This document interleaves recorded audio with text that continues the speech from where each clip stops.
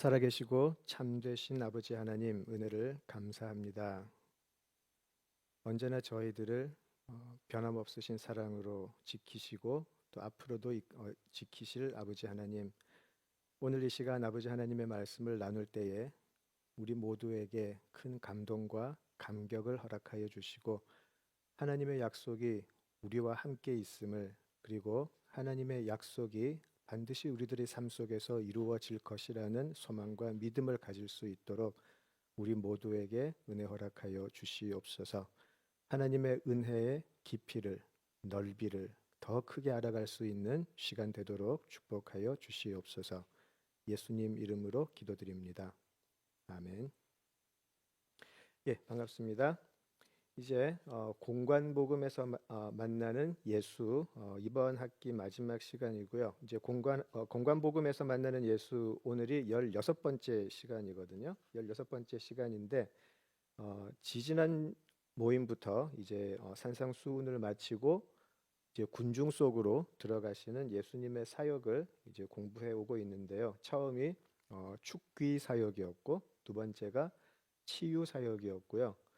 오늘은 예수님의 설교 중에서 비유를 한번 공부를 해보겠습니다. 근데 예수님은 비유를 참 많이 사용을 하셨는데 모든 비유를 다 하는 건 아니고요. 이제 비유 하나 하나를 조금 더 자세하게 공부하는 것은 이제 다음 학기에 만날 때 그때 하는 걸로 하고, 오늘은 왜 예수님께서 비유를 사용하셨을까에 대해서 좀 생각을 하면 좋겠는데요.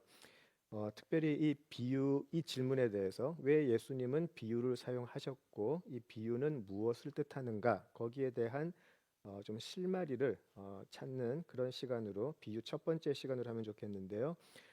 오늘은 첫 번째 비유를 한번 보면서 이 질문에 한번 대답을 해보도록 하겠습니다. 우리 마태복음 13장으로 가시죠. 마태복음 13장. 마태복음 13장 1절에서 9절입니다. 우리가 너무 잘 알고 있는 씨 뿌리는 비유거든요. 이 부분을 한번 읽으면서 왜 예수님은 비유를 사용하셨을까, 이 부분에 대한 질문을 한번 풀어보겠습니다. 자, 마태복음 13장 1절에서 9절 잘 아시는 부분인데요. 한번 천천히 같이 읽도록 하겠습니다. 그날 예수께서 집에서 나가사 바닷가에 앉으심에 큰 무리가 그에게로 모여들거늘 예수께서 배에 올라가 앉으시고 온 무리는 해변에 서 있더니 예수께서 비유로 여러 가지를 그들에게 말씀하여 이르시되, 씨를 뿌리는 자가 뿌리러 나가서 뿌릴새 덜어는 길가에 떨어지매 새들이 와서 먹어버렸고, 덜어는 흙이 얕은 돌밭에 떨어지매 흙이 깊지 아니하므로 곧 싹이 나오나 해가 돋은 후에 타서 뿌리가 없으므로 말랐고, 덜어는 가시떨기 위에 떨어짐에 가시가 자라서 기운을 막았고, 덜어는 좋은 땅에 떨어짐에 어떤 것은 100배, 어떤 것은 60배, 어떤 것은 30배의 결실을 하였느니라. 귀 있는 자는 들으라 하시니라. 아멘. 예, 굉장히 잘 알고 있는 비유죠. 예. 하나님, 지금 우리가 공관복음에서 만나는 예수라는 이것을 지금 한 16주 16번 우리가 지금 다뤄오면서, 특별히 이번에 제가 중점을 맞추려고 했던 것은 하나님 나라라는 주제였었어요.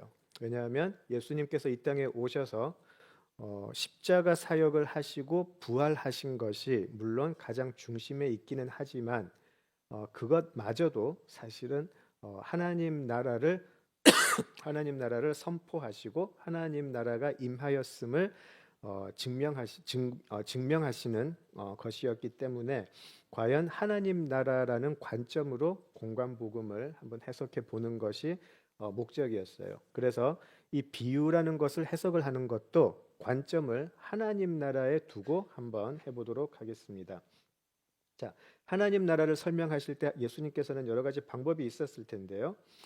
이 비유라는 것은 사실 그렇게 낯선 것은 아니에요. 지금 예수님 당시에 많은 철학자들도 사실 여러 가지 비유를 사용해서 제자들에게 가르치기도 했고요. 구약에서도 사실 여러 가지 비유들이 나오죠. 우리가 아마 가장 잘 알고 있는 것이 아마 제 생각에는 그 선지자 나단이 다윗에게 와서 당신이 그 바세바와 간음을 하고 또 그 남편 우시야를 죽인 일이 얼마나 끔찍한 일인지 그것을 이야기해 줄 때 비유로 이야기를 하죠. 그리고 다윗으로 하여금 스스로 깨닫게 하죠. 그래서 구약에서도 사실 비유가 여기저기 사용된 경우를 볼 수는 있어요. 자, 그런데 왜 예수님께서는 오셔서 이 비유를 계속해서 말씀을 하셨을까? 여기에 대한 질문인데요. 자, 여기에 대해서는 사실 상반된 두 가지가 나와요. 이유가 나와요. 아마 첫 번째 이유는 굉장히 많이 들어보셨을 거라고 생각을 하는데 두 번째 이유는 사실 첫 번째 이유와 좀 모순되는 것 같이 느껴지거든요. 한번 생각을 해보세요. 왜 예수님은 비유로 그 당시 무리들에게 말씀을 하셨을까 생각을 하면 가장 우리가 많이 접했던 대답이 이거였었어요. 그 당시 무리들, 그 당시 평범한 사람들에게 그 사람들의 일상의 언어로 하나님의 나라를 설명해 주셔야 했기 때문에 그들이 가장 잘 알고 있고 생활 속에서 금방 이해가 될 수 있는 방법으로 설명을 하셨어야 했다. 그래서 하나님의 나라를 설명을 하실 때에 그들이 알 수 있는 여러 가지 삶의 모습을 통해서 알아들을 수 있게 설교를 하셨다. 그것이 첫 번째 이유고 우리가 굉장히 많이 접해왔던 이유예요. 그죠? 그래서 그 부분이 맞아요. 예수님은 무리들이 알아들을 수 있도록 쉬운 방법으로 그들이 일상생활 속에서 금방 알아들을 수 있게 하시기 위해서 비유를 사용을 하신 것이 맞죠. 그래서 농부들이 등장을 하고 어부들도 등장을 하고 빵을 굽는 여인이나 누룩 그런 것들이 나오는 게 누구나 들어서 그 내용을 이해할 수 있게 쉽게 할 수 있도록 비유를 사용하셨다 그런 것인데요. 자, 이제 두 번째 이유는 굉장히 여기에 상반되는 모순되는 것 같은 게 있어요. 무엇이냐면 왜 비유를 사용하셨냐면 이것은 예수님께서 직접 말씀하신 거예요. 알아듣지 못하게 하기 위해서. 분명히 첫 번째 이유는 예수님께서 알아듣기 쉽게 하기 위해서 비유를 사용하셨다라고 했는데 또 예수님께서는 알아듣지 못하게 비유를 하셨어요. 굉장히 모순되는 것 같죠. 두 가지 그 내용이. 자, 아까 우리가 마태복음 13장 9절까지 읽었는데요. 이제 10절에서 17절을 계속해서 한번 보죠. 예수님께서 우리가 잘 알고 있는 이 씨 뿌리는 비유를 말씀하신 후에 제자들이 바로 이 질문을 해요. 왜 비유로 말씀하세요? 라고 묻는 구절이거든요. 우리 마태복음 13장 10절에서 17절을 우리 교독을 해볼까요? 제가 먼저 읽겠습니다. 제자들이 예수께 나와 이르되 어찌하여 그들에게 비유로 말씀하시나이까?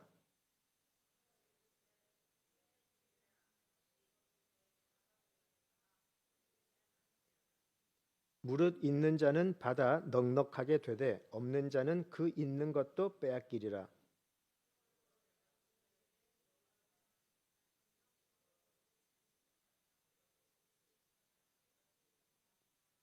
이사야의 예언이 그들에게 이루어졌으니 일러스되 너희가 듣기는 들어도 깨닫지 못할 것이요 보기는 보아도 알지 못하리라.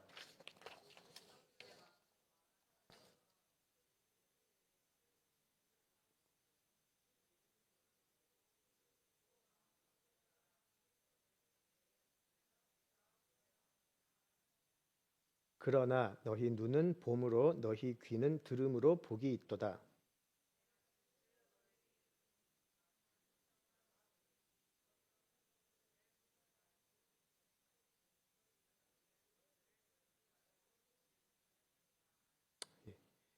상당히 거북하지 않으세요? 비유로 말씀하신 이유가 이사야의 예언이 이루어지게 한이라고 하셨는데 그 이루어짐은 뭐죠? 보아도 보지 못하고 들어도 깨닫지 못하게 그러기 위해서 내가 비유로 이야기한다. 마치 예수님께서는 드러내야 할 하나님의 나라를 오히려 감추시는 것 같죠. 그죠? 이 부분이 상당히 거북할 수 있어요. 부담될 수 있고 이해하기가 어렵죠. 그래서 많은 사람들이 이 부분 때문에 굉장히 많은 혼란을 가지게 되었고요. 사실 지금도요, 왜 예수님께서 비유를 사용하셨을까에 대해서 지금도 연구하는 논문이 나오고 있어요. 그 정도로 예수님이 비유를 사용하셨다라는 것은 사실 간단한 문제는 아니에요. 간단한 문제가 아니라는 것은 엄청난 영적인 사실 비밀이 또 신비가 들어있다라는 거죠. 우리가 쉽게 이해하기 어려운 굉장히 영적인 의미가 들어있다는 건데, 자, 비유를 사용하시는 이유, 왜 비유를 사용하십니까에 대해서 예수님께서 방금 말씀하셨잖아요. 이 근거 구절을 한번 찾아봐요. 제가 예전에 청년 예배 때 잠깐 본문으로 썼던 내용이기도 한데요. 예수님께서 사용하신 근거 구절은 이사야서 6장에 있어요. 한번 찾아가 보죠. 이사야서 6장 9절에서 13절을 한번 보시겠습니다. 이사야서 6장 9절에서 13절을 함께 보시죠. 예, 이 부분 우리 다 같이 읽어보겠습니다. 9절부터 읽습니다.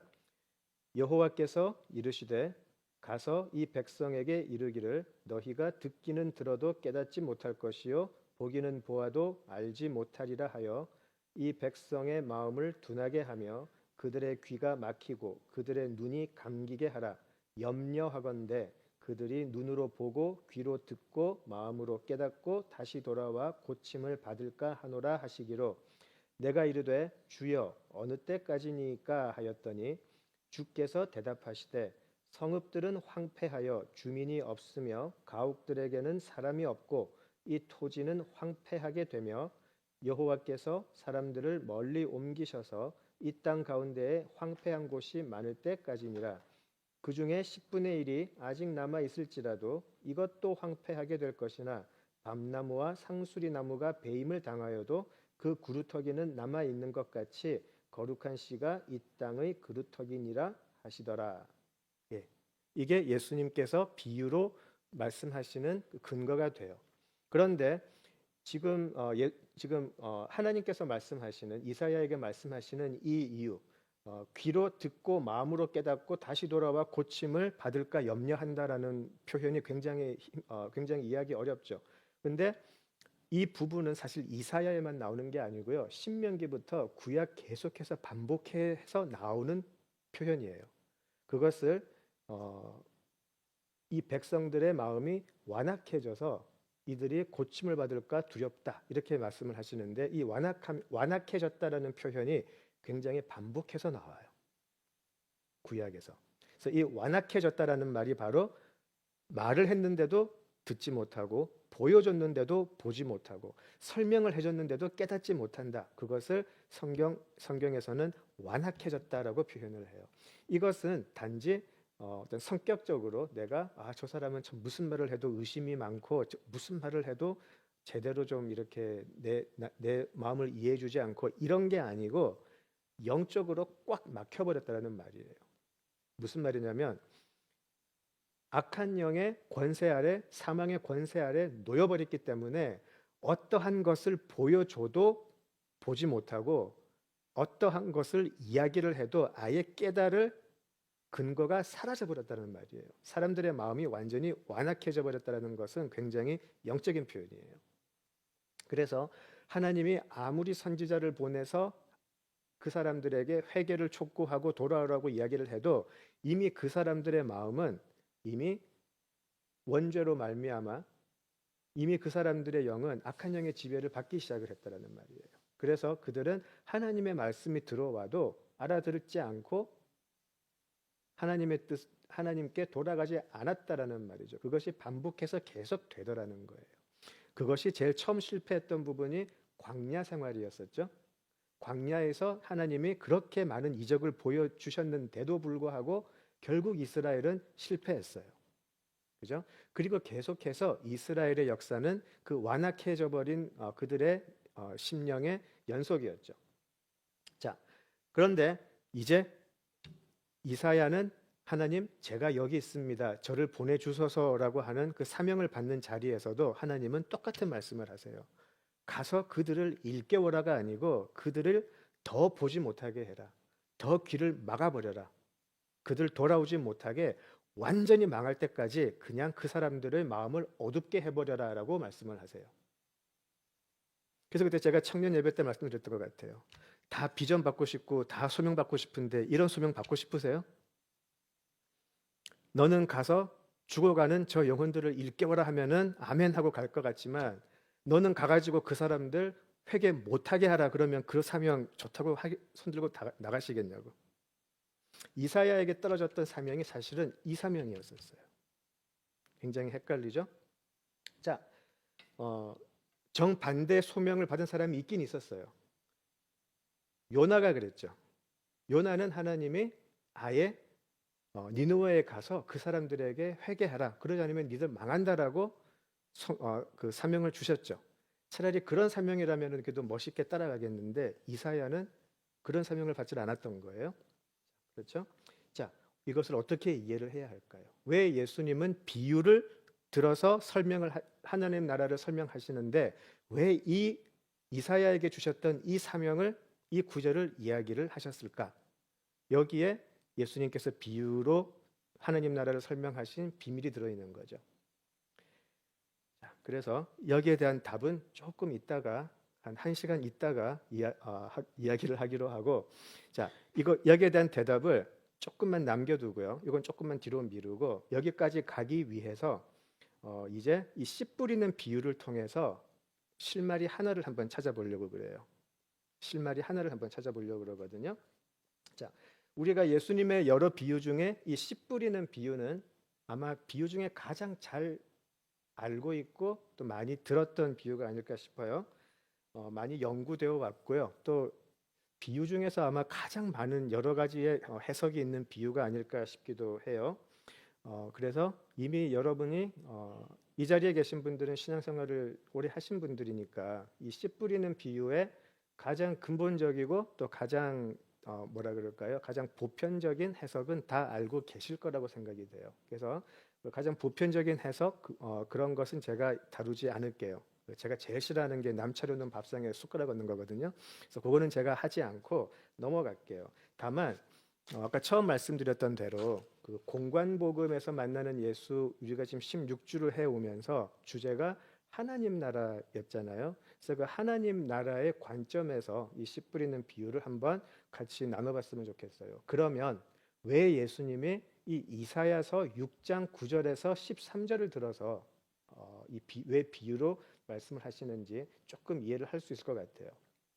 자, 씨 뿌리는 비유는 우리가 쉽게 생각을 할게요. 우리가 가장 보편적으로 알 수 있는 것은 이런 것이죠. 하나님 말씀이 우리에게 선포될 때에 우리의 마음 상태에 따라서 말씀이 열매 맺을 수도 있고 아니면 결실을 못 맺을 수도 있다. 그러니까 우리는 힘써서 우리 마음밭을 갈아서 좋은 땅을 만들어서 좋은 열매를 맺는, 하나님의 열매를 맺는 땅이 되자, 이렇게 결론 낼 수 있죠. 또 아마 이것이 가장 보편적인 해석이었다고 생각이 들고요. 저도 주일학교 때부터 아주 많이 들어왔던 교훈이라 그럴까요? 의미라 그럴까? 그런 거였던 것 같아요. 자, 이 전통적이고 보편적인 해석이 절대로 틀렸다고 이야기하는 건 아니에요. 많은 분들이 이 부분에 대해서 연구를 하셨고 또 이 부분이 분명히 그런 의미가 있어요. 그래서 우리가 힘써서 우리의 마음이 좋은 밭이 되어서 하나님의 말씀 떨어질 때 좋은 열매를 맺자, 분명히 이런 의미가 있죠. 자, 이런 관점으로 보았을 때 저는 개인적으로 제일 딱 처음에 들었던 그 교회라 그럴까요? 그 공동체가 이제 베레아 교인들이었어요.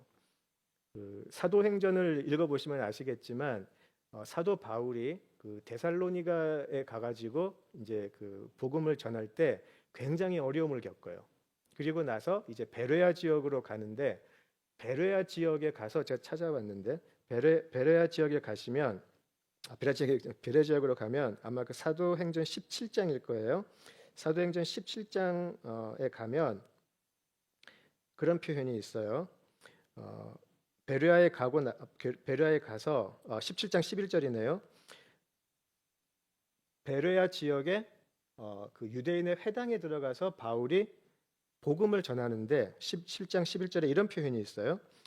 베레아 사람은 데살로니가에 있는 사람보다 더 신사적이어서 간절한 마음으로 말씀을 받고 이것이 그러한가 하여 날마다 성경을 상고함으로 이렇게 되어 있어요.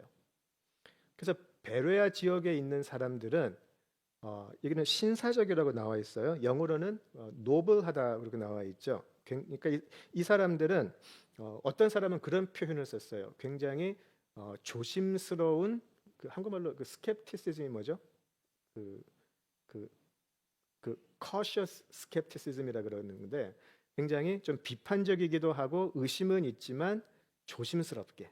그래서 항상 누가 이야기를 했을 때 바로 받아들이진 않아요. 그렇지만 그것이 어떤 막 무례하게 어떤 그 데살로니가나 다른 지역에 있는 사람들처럼 무조건 막 배척을 하고 들어보지도 않고 배척을 하고 무슨 이야기를 했을 때 저 사람이 하는 말이 무슨 말일까 이런 것도 전혀 없이 그냥 배척하는 사람들이 있었냐 하면 베레아 사람들은 그 새로운 그 유대 그 회당에서 그 바울이 전하는 그 예수님의 복음의 이야기에 귀를 한번 기울여 보더라는 거예요.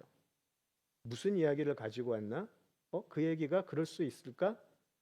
생각을 해보더라는 거죠. 근데 그것이 그냥 생각했던 게 아니고 간절한 마음으로 말씀을 받고라는 표현이 있어요. 많은 분들이 신사적이어서 여기에 초점을 맞추는데 저는 신사적이었다라는 표현을 보다는 간절한 마음으로 말씀을 받았다. 사실은 저는 이게 더 중요하다고 생각이 돼요.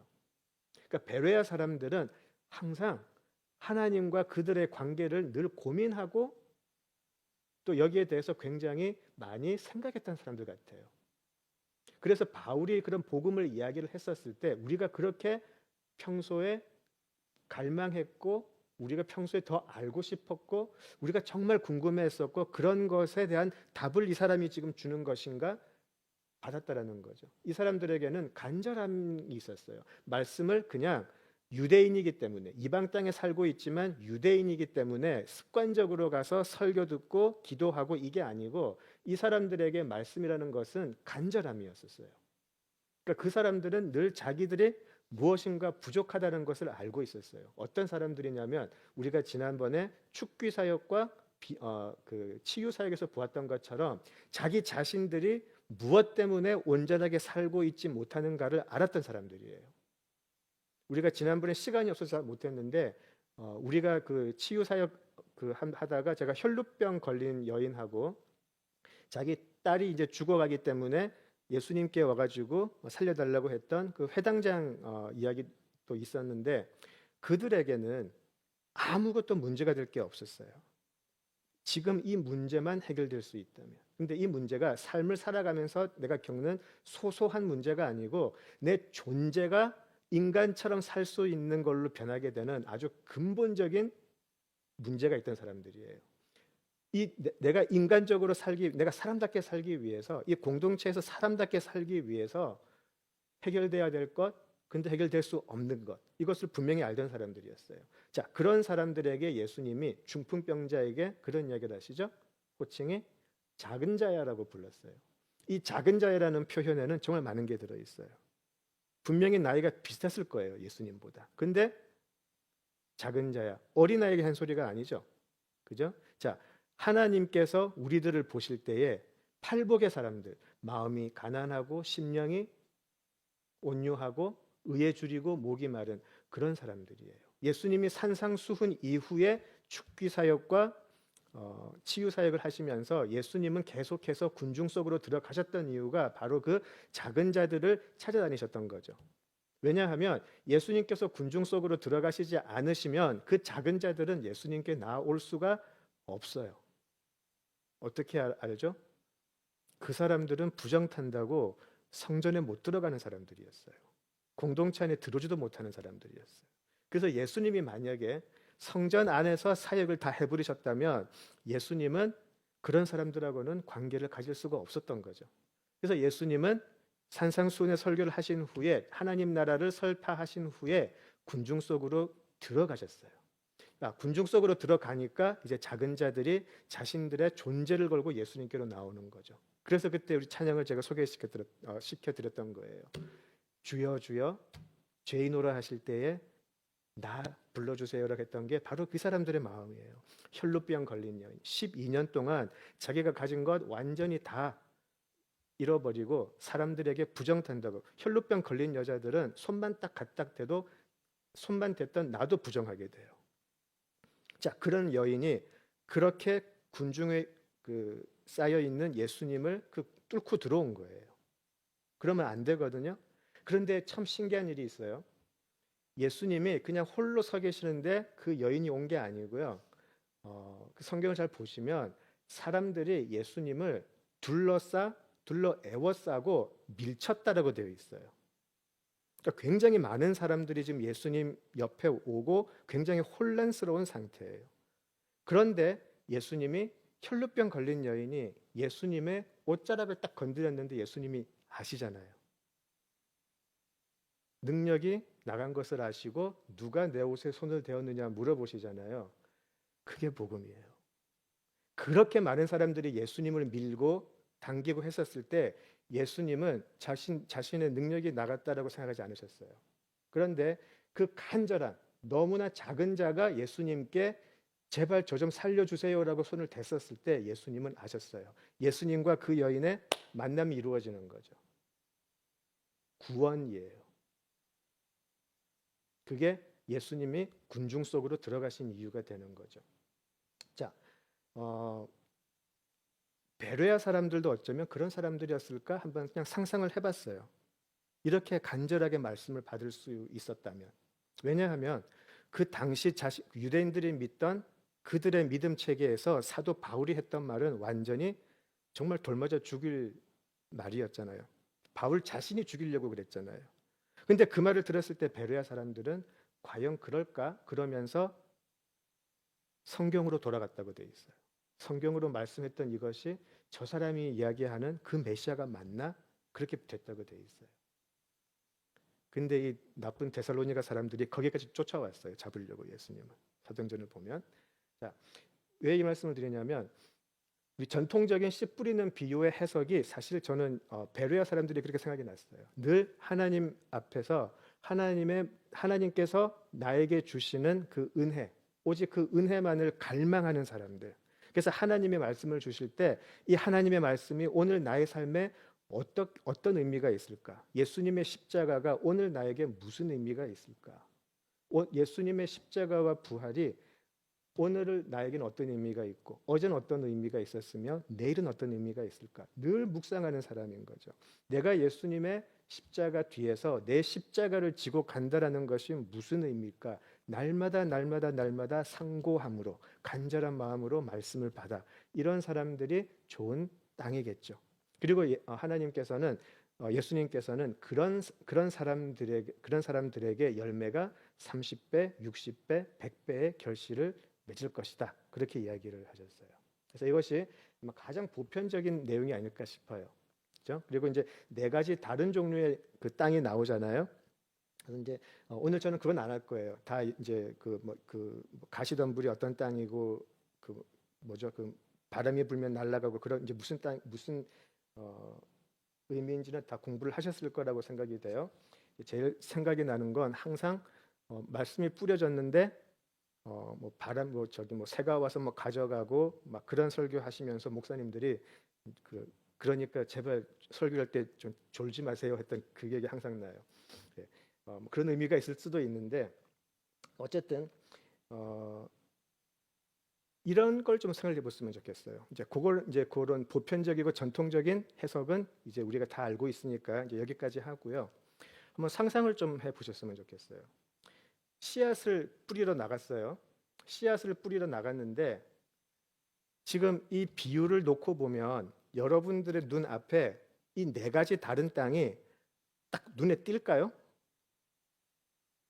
여기에 보면 되게 눈에 띄는 것처럼 나와 있잖아요.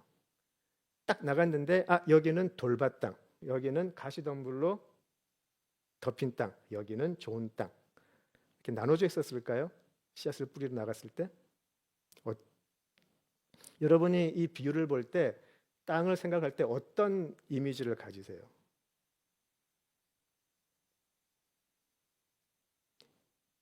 이렇게 구분이 되어 있으니까 처음부터 딱 그렇게 구분돼서 이렇게 상상이 되지 않으세요? 그죠? 가장 왼쪽에는 돌밭이 있고 여기에는 가시덤불, 여기에는 좋은 땅, 뭐 그런 식으로 될 것 같은데 자, 실제 이제 그 예수님의 말씀을 들었을 당시 그 사람들이 생각을 했을 때는 그런 이미지가 없었을 거예요. 일단은 그 당시 예루살렘의 땅은 전부 다 돌밭이었어요. 무슨 말이냐면 안반이 그 좀 깊게 깔려 있는 땅이 대부분이었었어요. 그러니까 어디를 가던 흙을 조금만 파 내려가면 돌이 나오는 곳이 예루살렘이었었어요. 한 곳에만 돌이 있어서 돌밭이 아니고. 그죠? 자, 혼재해 있었어요. 어떤 땅은 특별히 좀 돌이 많기도 했었고, 어떤 부분은 가시도 있고, 그러니까 딱 처음에 나가서 보았을 때는 뭐 길가는 구분이 됐겠지만 사실은 농부가 씨를 뿌리러 나갔을 때 펼쳐지는 땅은 그런 여러 가지 모습들이 혼재해 있었어요. 만약에 혼재해 있지 않았다 그러면 가시덤불 위에 씨 뿌리는 바보만큼 씨 뿌리는 그런 사람처럼 바보가 없죠. 바보죠.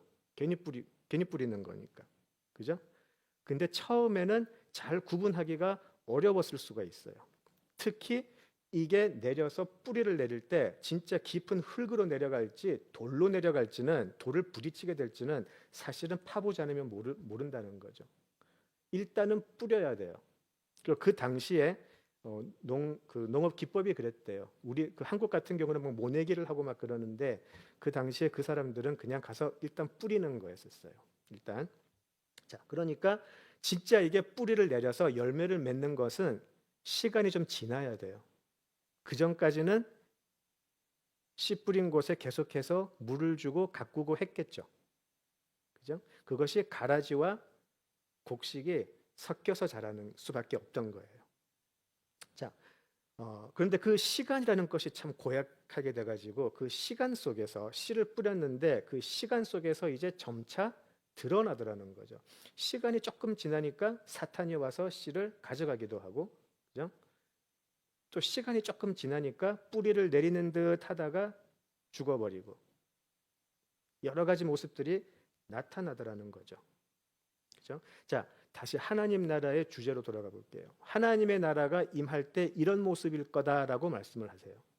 하나님의 나라가 이 땅에 임했을 때 만약에 우리가 보고 확실했다면 하나님의 나라가 예수님이 십자가를 지시고 우리 죄를 사하시고 부활하셨으면 게임 끝나야 되는 거 아닌가요? 거기서 하나님의 나라가 완전히 이루어졌었어야죠. 그죠? 근데 그렇게 되지 않아요.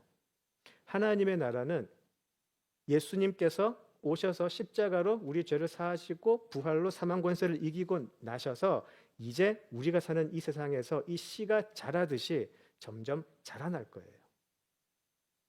그리고 더 중요한 것은 우리 각 개인에게도 동일하게 임할 거라는 거예요. 하나님의 나라가 우리 개인에게 임할 때 한 사람이 완전히 삶이 하루아침에 변한다고 해도 그 사람에게는 시간이 필요하다라는 거죠. 그리고 어떤 사람이 하나님의 나라가 온 것처럼 보여도 실상 시간이 지나가 보면 아닐 수도 있다라는 거예요. 이것을 판단하기는 굉장히 어려워요. 자, 씨 뿌리는 비유에 아까 처음 말씀드린 대로 그런 우리가 좋은 땅이 되어서 우리가 딱 좋은 땅이 되어 있어서 하나님의 말씀이 뿌려지면 바로 받아가지고 뿌리를 내리고 열매 맺게 한다. 자, 이것이 옳은 해석일 수 있지만 여기에는 예수님이 굳이 비유로 하실 필요는 없을 것 같지 않으세요? 너무 명확하지 않아요? 너무 이거를 비유의 신비, 비유의 비밀이라고 생각하기에는 조금 무리가 있지 않을까요? 자, 하나님 나라가 이 땅에 오심, 하나님 나라가 이 땅에 그 씨앗으로 심겨지면은 이 인간적인 인간의 노력, 인간의 헌신, 인간의 열정 이런 부분이 분명히 있는 것은 맞지만 오늘 제가 이제 초점을 맞추고 싶은 부분이 바로 이 부분이에요. 하나님 나라가 그 씨처럼 우리의 돌밭과 같은 이 땅에 떨어짐은 사실은 우리는 제일 처음 하나님의 주권에 먼저 초점을 맞춰야 된다라는 거예요. 우리가 너무 쉽게 이 씨 뿌리는 비유를 인간적인 면으로만 해석을 해버렸어요. 계속 반복해서 말씀드리지만 틀린 건 아닌데 그거는 반에 불과할 수 있다라는 거예요. 정말 우리가 알아야 되는 것은 씨 뿌리는 비유에서는 하나님의 주권적인 구원의 완성을 알아야 돼요. 좀 어렵나요?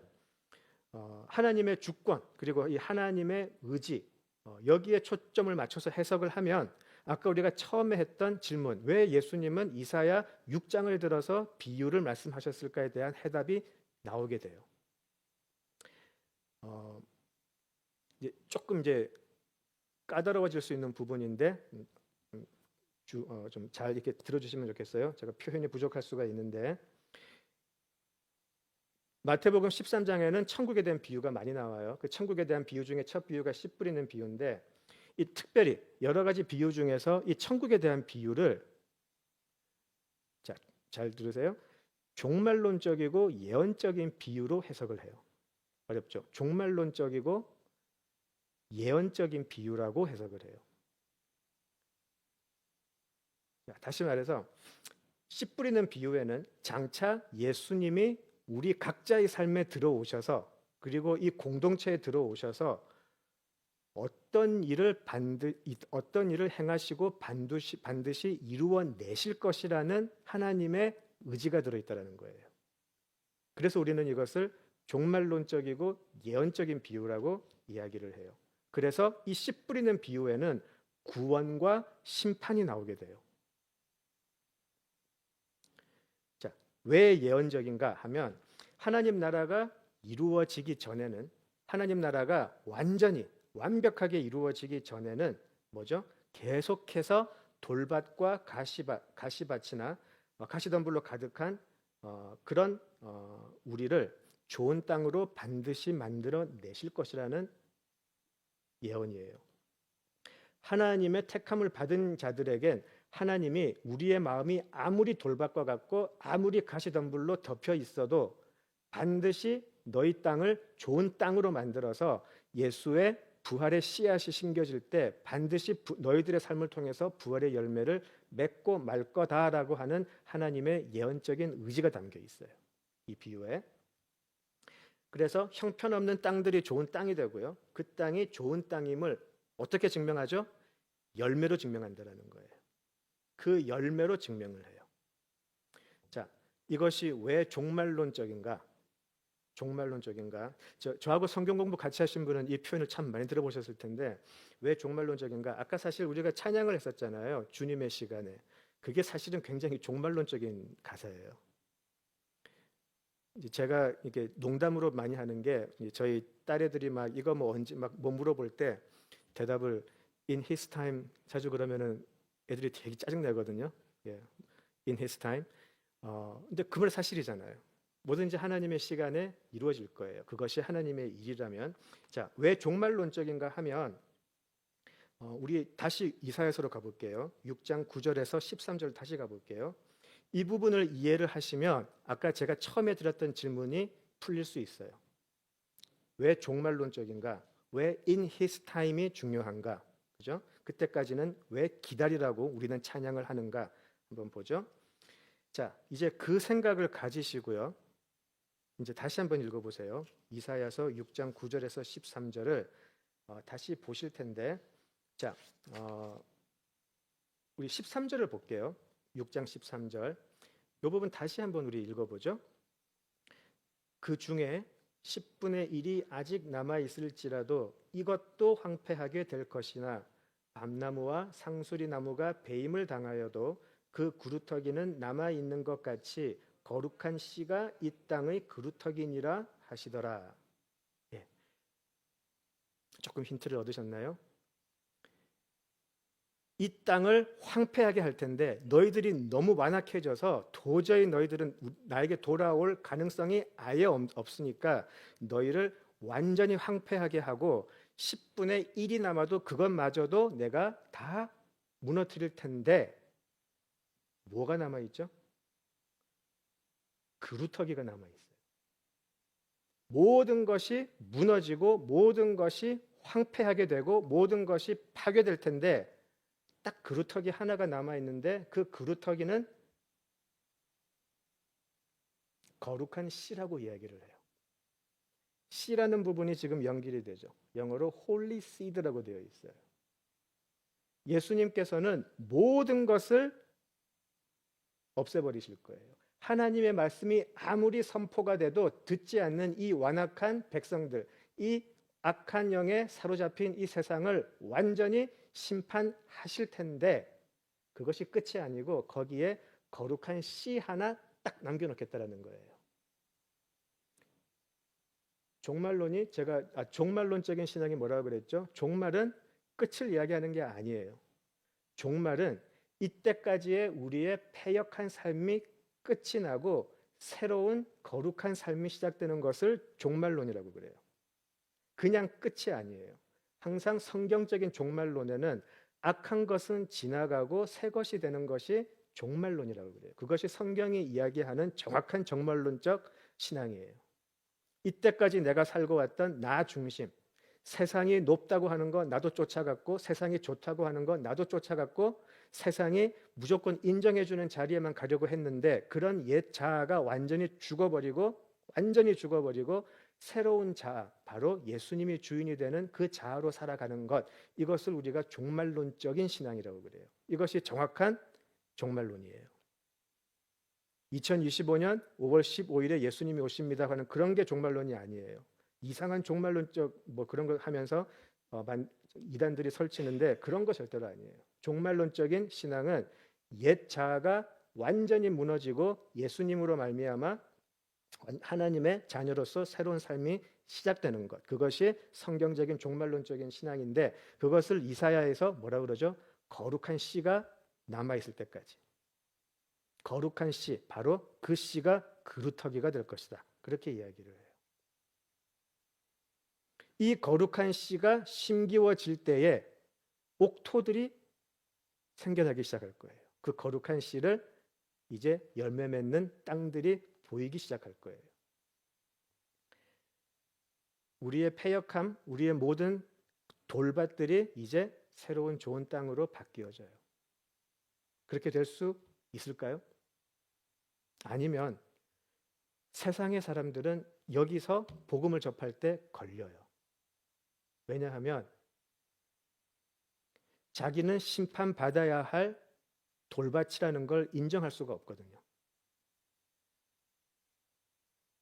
나는 굉장히 선한 삶을 살고 있는데 나에 대해서 가시덤불의 땅이라고 그러고 돌밭이라 그러면 기분 나쁘다는 거죠. 인정할 수가 없다라는 거죠. 착하게 살았는데, 남한테 피해 안 주고 살았는데, 도덕적으로 살았는데 나보고 완전히 멸망받아야 할 땅이라고 하니까 많은 사람들이 거기에 귀를 기울이지 못해요. 돌아가 버리죠. 자, 그래서 이 부분에선 우리 신앙의 또 하나의 중요한 교리라 그럴까요? 굉장히 중요한 프린시플이 담겨 있어요. 그 영어로 우리가 total depravity라 그래요. 완벽한 타락이라는 것이 여기에 있어요. 우리에게서는 조금이라도 선하게 될 여지가 남아있지 않다. 지금 이사야에서 보는 것처럼 하나님이 모든 것을 쓸어 없애버리셔도 할 말이 없을 만큼 우리는 다 타락한 존재다라는 것이죠. 그것이 우리가 그 로마서 공부할 때 로마서 3장에서 우리가 했었는데요. 다시 한번 보시죠. 우리가 예수님 없는 우리의 실체는 누구인지를 늘 묵상하는 것이 좋아요. 그래서 로마서 우리 3장으로 가볼게요. 로마서 3장 9절로 가볼게요. 우리가 복음을 증거할 때에 예수님이 당신을 위해서 죽으셨습니다 부터 시작하면 안 되는 이유가 여기에 있어요. 절대 거기서 시작하면 안 돼요. 우리가 복음을 전할 때는 우리는 이런 사람입니다 부터 시작을 해야 돼요. 예수님 없이 살아가는 우리는 이런 사람들입니다 부터 시작을 해야 돼요. 그것이 로마서 3장 9절에서 18절에 있죠. 우리 다시 한번 읽어보겠습니다. 그러면 어떠하냐? 우리는 나으냐? 결코 아니라 유대인이나 헬라인이나 다 죄 아래에 있다고 우리가 이미 선언하였느니라. 기록된 바 의인은 없나니 하나도 없으며 깨닫는 자도 없고 하나님을 찾는 자도 없고 다 치우쳐 함께 무익하게 되고 선을 행하는 자는 없나니 하나도 없도다. 그들의 목구멍은 열린 무덤이요 그 혀로는 속임을 일삼으며 그 입술에는 독사의 독이 있고 그 입에는 저주와 악독이 가득하고 그 발은 피 흘리는데 빠른지라 파멸과 고생이 그 길에 있어 평강의 길을 알지 못하였고 그들의 눈 앞에 하나님을 두려워함이 없느니라 함과 같으니라. 예, 좋은 땅이 될 수 있는 조그마한 가능성도 여기서는 찾아볼 수가 없어요. 전혀 없어요. 그렇기 때문에 하나님을 모르고 복음을 제대로 알지 못하는 사람에게 씨 뿌리는 이 비유를 처음부터 예수님의 말씀이 떨어질 수 있게 좋은 사람이 좋은 땅이 되세요로 가르친다면은 이거 순서가 바뀔 수가 있어요.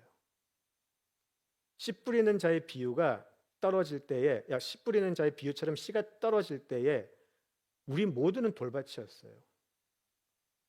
사탄이 그 씨앗을 와서 가져갈 때 우리는 사탄이 와 있는지도 몰랐어요.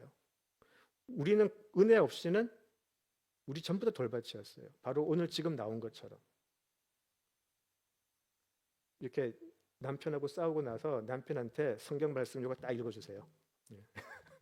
남편 얼굴 보고 그 입에는 저주와 악독이 가득하고 이렇게 예, 이게 우리 모습이었거든요. 근데 지금 사도 바울이 이 부분을 이야기했던 상대가 하나님을 안 믿는 사람들이 아니었었어요. 로마 교회에다가 한 얘기예요. 시편을 들어서 하나님을 믿는다고 하는 사람들인데 그 중에 특히 유대인들, 이방인 그리스도인들을 깔보고 이방인 그리스도인들에게 그래도 너희들은 우리를 따라야 되라고 했던 싸웠던 유대인들에게 특별히 이 시편을 지금 이야기하는 거예요. 니들이 진짜 하나님을 믿고 하나님 택한 사람들이라고? 근데 니들의 모습은 이런데 사도 바울은 그렇게 이야기해요. 그러니까 왜 사도 바울을 정말 싫어했겠죠.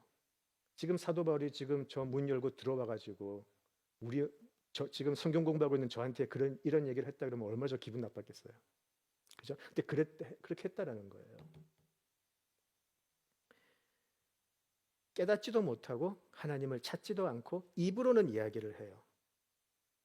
그리고 그들은 하나님께 예배도 드리고 하나님께 기도도 하고 하나님께 헌금도 하고 다 해요. 근데 예수님이 보실 때는 도저히 니들은 깨닫지 못한다. 도저히 니들은 하나님을 보지 못한다라고 이야기하신다는 거죠.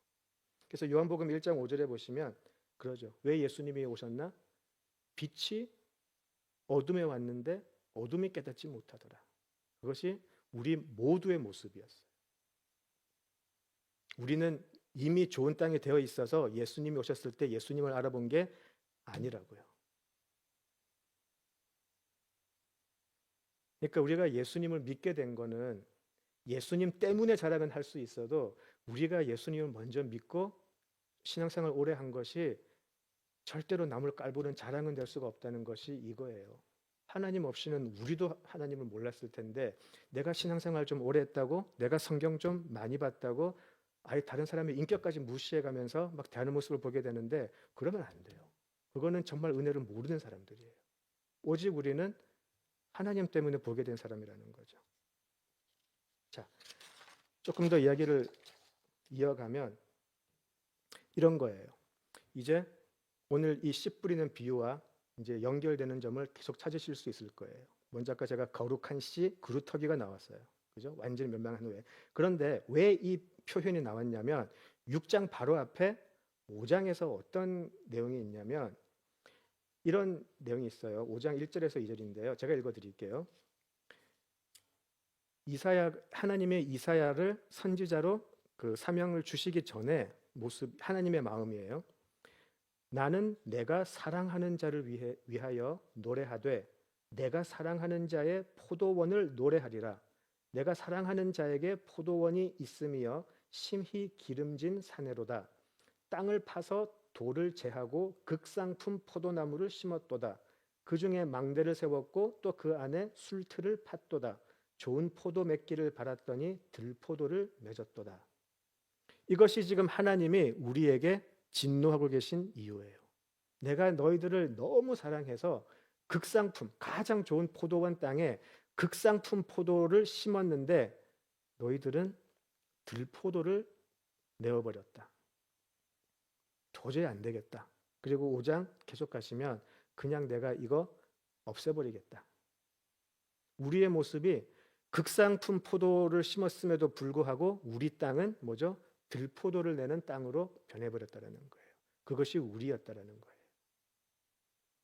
처음부터 우리가 좋은 땅이어서 하나님이 딱 주시면 우리가 바로 알아서 극상품 포도를 내고 그러지 못했다는 거예요. 하나님은 최고 상품의 포도를 계속 심으셨는데 우리는 그저 들포도만 내는 땅으로 변해버렸다는 거죠. 그게 우리 세대고 우리 자신의 모습이었다는 거예요.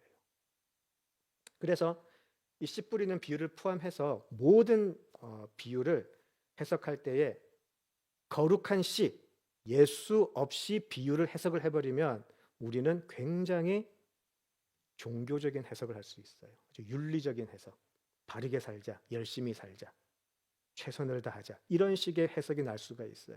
거기에는 하나님의 사랑과 하나님의 열심과 하나님의 의지 같은 것은 안 나와요. 그저 우리가 잘해야 돼요. 그런 결론으로 나면은 우리가 비유를 잘못 해석하는 거예요.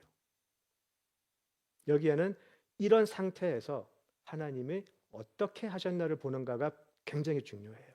그것이 비유를 해석하는 여러 가지 열쇠 중에 하나예요. 이런 상황에 있는 우리에게 하나님은 어떻게 하셨나? 어떻게 하셨죠? 완전히 쓸어버려라. 다시 시작할랜다. 그렇게 하실 수 있었을 텐데. 자, 우리 요한복음으로 가볼게요. 요한복음 12장으로 갈게요. 요한복음 12장 12장 23절 24절을 같이 읽겠습니다. 예수께서 대답하여 이르시되 인자가 영광을 얻을 때가 왔도다. 내가 진실로 진실로 너희에게 이르노니 한 알의 밀이 땅에 떨어져 죽지 아니하면 한 알 그대로 있고 죽으면 많은 열매를 맺느니라. 예. 여기서 예수님이 인자가 영광을 얻을 때가 왔도다라고 하시죠. 이때가 언제냐면 예수님께서 하신 모든 이적이 끝난 때예요. 예수님이 이 이스라엘 땅에서 예수님이 누구이신지를 보이시고 이적을 일으키시고 했던 모든 것이 끝이 난 상태. 그리고 분명히 예루살렘에서 모든 이적을 행하시고 설교를 하셨는데 이방 사람들이 와서 예수님을 찾아왔을 때예요. 이방 사람들이 예수님을 보고 싶어서 찾아오니까 예수님이 이 말씀을 하시는 거예요. 이제 인자가 영광을 얻을 때가 왔다. 무슨 때죠? 하늘의 밀알이 떨어져 죽을 때. 그거예요. 우리에게 조금이라도 하나님을 먼저 알아보고 하나님께 돌아갈 수 있는 사람이 있었다면 예수님은 이렇게 안 하셔도 됐어요. 그 사람들만 데리고 그냥 천국 가시면 되죠. 아무도 없었다라는 거예요. 아무도 없었어요. 그래서 예수님이 이제 내가 죽을 때가 왔다. 그것이 하나님의 방법이었어요. 자, 계속해서 우리 12장, 요한복음 12장 37절을 보실게요. 37절에서 41절을 보시겠습니다. 요한복음 12장 37절에서 41절 같이 읽죠. 이렇게 많은 표적을 그들 앞에서 행하셨으나 그를 믿지 아니하니 이는 선지자 이사야의 말씀을 이루려 하심이라. 이르되 주여 우리에게서 들은 바를 누가 믿었으며 주의 팔이 누구에게 나타났나이까 하였더라. 그들이 능히 믿지 못한 것은 이 때문이니 곧 이사야가 다시 일렀으되 그들의 눈을 멀게 하시고 그들의 마음을 완고하게 하셨으니 이는 그들로 하여금 눈으로 보고 마음으로 깨닫고 돌이켜 내게 고침을 받지 못하게 하려 함이라 하였음이더라. 이사야가 이렇게 말한 것은 주의 영광을 보고 주를 가리켜 말한 것이라. 아멘. 예, 여기도 이사야의 동일한 6장의 내용이 나오죠. 그런데 여기 41절을 다시 한번 보실까요? 이사야가 이렇게 말한 것은 주의 영광을 보고 주를 가리켜 말한 것이라. 이제 실마리가 잡히나요? 비유를 들어서 이야기하셨던 것이 이사야 6장이었었어요. 그리고 예수님은 들을 사람은 듣게 하고 못 듣는 사람은 못 듣게 하기 위함이다. 그래서 가진 사람은 더 가질 수 있게 하고 못 가진 사람은 더 못 가지게 할 것이다. 그것이 이사야에서 이미 나왔던 말씀이고요. 그리고 그 이사야에서 하나님은 모든 것을 심판하되 거룩한 씨 하나를 남겨놓겠다. 그 그루터기, 그 거룩한 씨가 홀리 시드라고 되어 있어요. 거룩한 씨. 그 예수 그리스도가 바로 여기서 41절이죠. 이사야가 이렇게 말한 것은 주의 영광을 보고 주를 가리켜 한 말이라 라고 되어 있어요. 그래서 이사야서 6장에 나오는 그 비밀을 풀려면 이사야는 그때 예수를 가리켜 이야기했다라고 결론되어져요. 그러면 예수님께서 왜 비유를 말씀하셨는지 조금 우리가 더 이해를 할 수가 있어요. 이제는 왜 비유로 말씀하셨는가 보다는 이 비유에 숨겨 있는 하나님의 계획, 하나님의 의지, 그런 것들을 이제 발견할 수 있게 되는 거죠. 거룩한 씨, 또 그루터기는 바로 예수 그리스도이고요. 그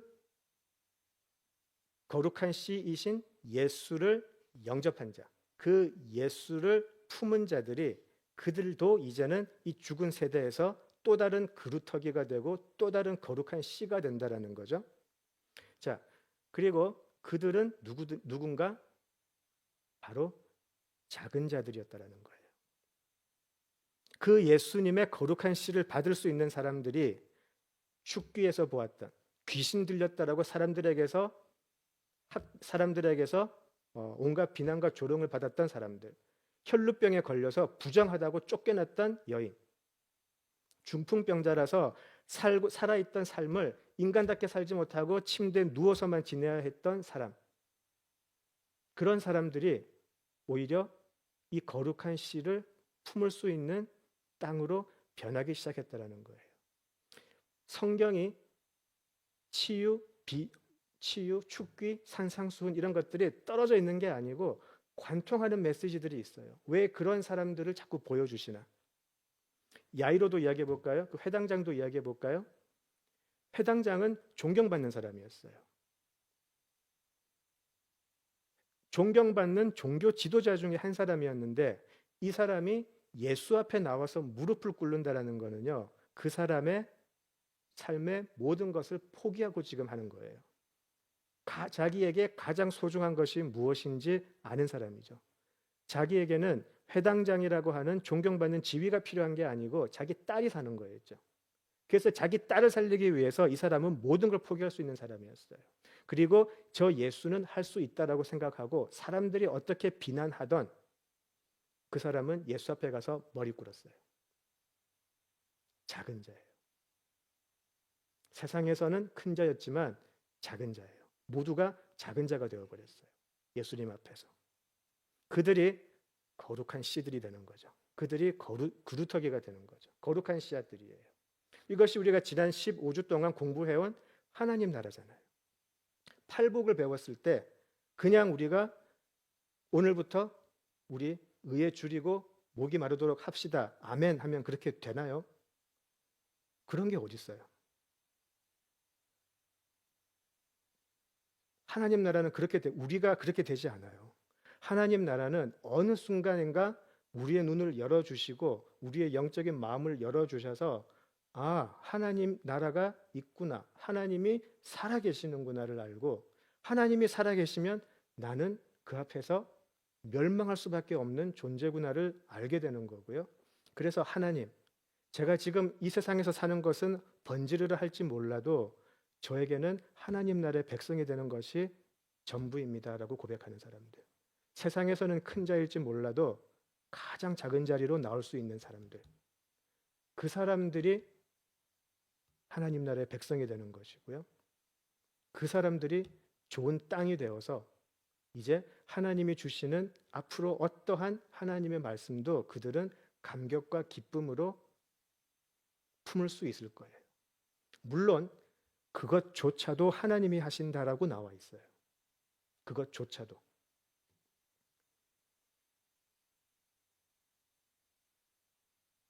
정말 무서운 건 이거예요. 내가 돌밭인데 사실은 끝까지 좋은 땅이라고 믿고 있다가 죽는 거. 죽을 때까지 모를 수 있어요. 스스로 속일 수 있어요. 그래서 예수님이 산상수훈 7장에서 말씀하셨던 것이 그거죠. 주여 주여 하는 자. 귀신을 쫓아도 선지자들처럼 예언을 하고 다녀도 나는 애초에 너희들을 알지 못했는데 왜 예수님은 애초에 너희들을 알지 못했다 그러셨을까요? 거룩한 씨가 심기워진 적이 없었는데 너희도 흉내는 참 잘 내더라. 근데 네 안에는 그 거룩한 씨가 없는데 그것이죠. 그것을 사도 바울은 성령이라고 그랬어요. 성령이 그리스도의 영이 있는 자가 하나님을 아빠 아버지라 부르짖는다라고 되어 있어요. 그런 열매예요. 그래서 씨 뿌리는 비유를 너무 인간적인 모습으로만 보게 되면 물론 열정이 넘치겠죠. 굉장히 성장도 할 거고요. 그런데 예수님은 왜 군중으로 가셨을까요? 성전으로 가시지 않으시고? 여기에 큰 비밀이 있어요. 그 당시 유대인들의 신앙의 중심은 성전이었었어요. 왜 예수님은 성전으로 가셔가지고 그냥 바로 곧장 번제 드리는 곳에 가셔서 내가 영원한 번제가 될게. 속죄소에 들어가시고 시은좌에 앉으셔서 이제 더 이상 이거 필요 없어. 시은좌, 내가 시은좌가 되어서 내가 하나님의 은혜를 베풀어 줄게 라고 안 하셨을까요? 왜 예수님은 군중 속으로 가셨을까요? 이것은 굉장히 우리 교회에게 주는, 우리 현대교회에게 주는 굉장히 큰 예수님의 도전이에요. 진짜 예수님의 구원이 어디 있는가예요. 진짜 예수의 구원이 어디 있는가. 지금 내 안에 이 거룩한 씨가 나로 하여금 너무나 감격한 모습으로 하나님과 가까이 가고자 하는 모습이 나오는가. 이것을 사도 바울은 매일 확인하라고 되어 있어요. 매일 확인해라. 넘치는 감격. 어제 느꼈던 십자가 오늘 또 다르고. 이렇게 힘든 삶을 사는데 부활이라는 것이 너무나 나에게 힘이 되고 소망이 되고 아무리 내가 지금 어려운 일을 겪어도 부활 때문에 내가 살아갈 수 있는 것. 그런 것들이 사실은 열매라는 거죠. 그 열매가 어떤 것이냐면 그렇게 많은 씨앗을 던졌는데 열매를 맺지 못했어요. 그런데 그 좋은 땅이 맺는 열매만 보면 하나님은 이것으로 충분하다라고 하시는 거예요.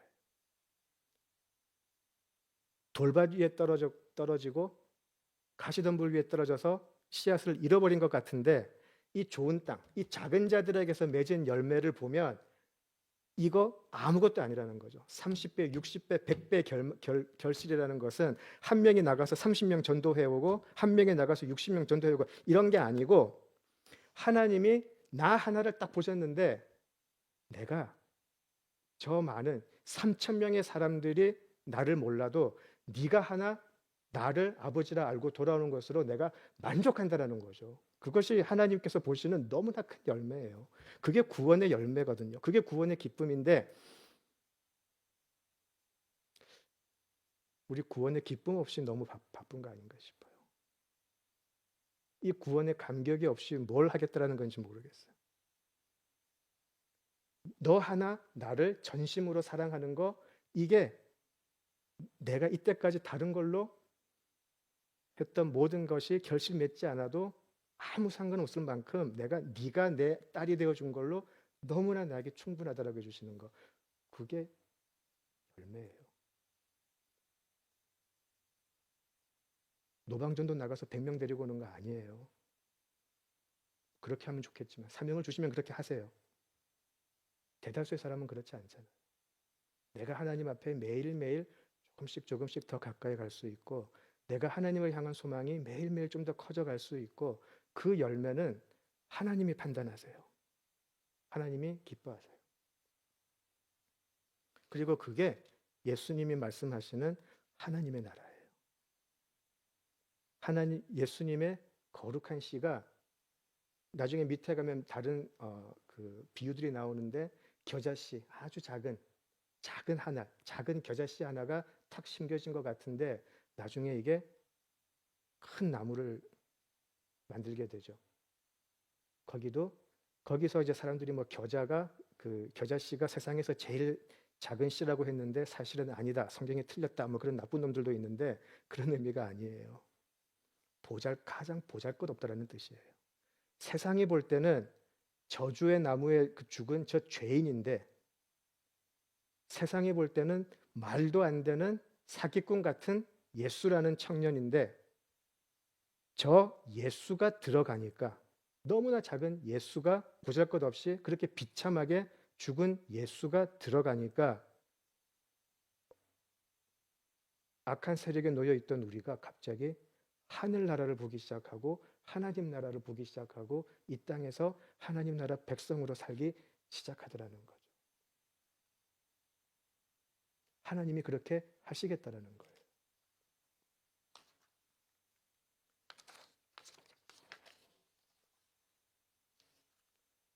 이 부분을 한번 같이 보면 좋겠습니다. 여전히 우리 이사야서로 한번 가보죠.